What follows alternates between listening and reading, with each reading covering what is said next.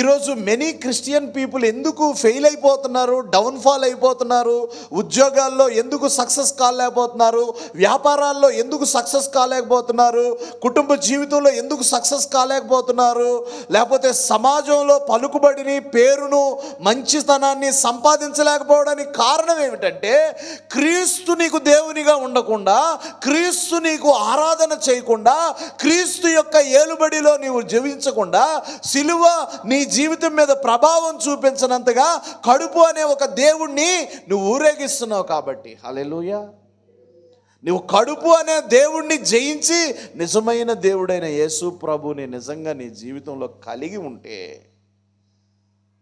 Christmas ఏంటమ్మా అంటే ఏంటి? క్రీస్తు ఆరాధన. హల్లెలూయా.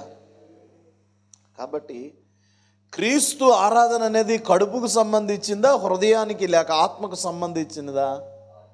ఆత్మకి సంబంధించిన పని. శరీరంతో మనం చేసినప్పుడు దానికి విలువ అనేది ఉండదు. కాబట్టి ఆత్మ సంబంధమైనవి ఆత్మ సంబంధమైన వాటిగానే మనం చేయాలి. పౌలు గారు అంటారు, ఎంత అద్భుతమైన మాట అంటే, నాశనమే వారి అంతము, కడుపే వారికి. కడుపు మనకి దేవుడు కాకూడదు. హల్లెలూయా. కడుపుని ఎవరైతే దేవుడిగా చేసుకుంటారో వారి జీవితంలో డౌన్ఫాల్ అయిపోతూ ఉంటారు. ఏమైపోతుంటారండి? వ్యాపారంలో ఏమైపోతుంటారు, ఉద్యోగంలో ఏమైపోతుంటారు, సంపాదనలో ఏమైపోతుంటారు, కుటుంబ జీవితంలో ఏమైపోతుంటారు, చదువులో ఏమైపోతుంటారు. కాబట్టి ఎనీ ఏరియా నువ్వు ఓవర్కమ్ చేయాలి. హల్లెలూయా. నువ్వు అధిగమించాలి. వారి మైండ్ లీడ్ చేసినప్పుడు ఎక్కడికి తీసుకెళ్తుంది అంటే భూసంబంధం, ఎర్త్లీ థింగ్స్. మైండ్ లీడ్ చేస్తే ఎక్కడికి తీసుకెళ్తుందండి? మైండ్ ఎవరినైనా నడిపిస్తుంది అనుకో, హృదయం ఎవరినైనా నడిపిస్తుంది అనుకో, మనస్సు ఎవరినైనా నడిపిస్తుంది అనుకోండి, మనస్సు యొక్క ఏలుబడిలో మనిషి యొక్క ప్రయాణం ఎటువైపు అంటే భూ సంబంధమైన వేటి మీదే. వారి ఆలోచన విధానం అంతా కూడా, వారి నిర్ణయాలన్నీ కూడా ఏ బట్టలు వేసుకోవాలి, ఏ తిండి తినాలి, ఏ బండి కొనుక్కోవాలి, ఏ కారు కొనుక్కోవాలి, ఏ సిమెంట్ వాడాలి, ఏ కిటికీ పెట్టాలి, దానికి ఒక 56 సెర్చింగ్స్. షాపింగ్ అని, అది అసలు షాపింగ్ కాదు. వాళ్ళు షాపింగ్ చేస్తే భర్తకి వీపింగ్. అది హల్లెలూయా, హల్లెలూయా. భర్త జోబి కోటింగ్ అది. హల్లెలూయా. అది షాపింగ్ కాదు. షాపింగ్ ఎవరికంటే లేడీస్కి. పురుషుడికి ఏంటది? వీపింగ్ అది. హల్లెలూయా.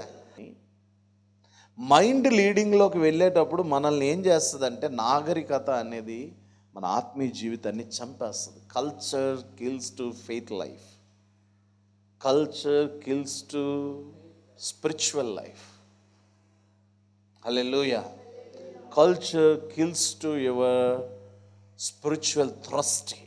ఆత్మ సంబంధమైన దాహాన్ని, ఆత్మ సంబంధమైన వాంఛను, హల్లెలూయా, ఆత్మ సంబంధమైనటువంటి పట్టుదలను ఈ నాగరికత ప్రపంచం ఏం చేస్తుందంటే చంపేస్తుంది. ఏం చేస్తుందండి? చంపేస్తుంది. కాబట్టి వారి మనస్సు ఎటు తీసుకెళ్తుంది? కడుపుని దేవుడుగా చేసింది. మనస్సు ఏం చేస్తుంది? మనస్సు ఏం చేస్తుంది? భూ సంబంధమైన వాటి దగ్గరికే. ఇంకా ఈ స్విగ్గీ, జొమాటో వచ్చి, ఆ జొమాటోనో టమాటానో నాకు తెలియదు,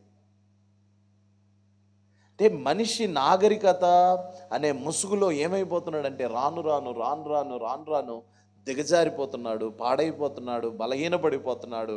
ఆత్మీయుల యొక్క జీవితాలు ఏమైపోతున్నాయి అంటే దెబ్బతింటున్నాయి. ప్రియ దేవుని బిడ్డలారా, ఉదాహరణకు ఒక పంది ఉంది. ఆ పందిని విడిచిపెట్టేది, అది ఎక్కడికి వెళ్తుంది? ఎందుకు వెళ్తుంది? అది పంది మైండ్. దాని మైండ్ ఏంటి? అంతే. అలాగే మన మనస్సును మనం విడిచిపెట్టగానే అది ఎక్కడికి వెళ్తుంది? భూ సంబంధమైన వాటి దగ్గరికే. ఎందుకంటే ఇది మట్టి, కాబట్టి మట్టి దగ్గరికే, అశాశ్వతమైన వాటి దగ్గరికే ఈ శరీరం మనల్ని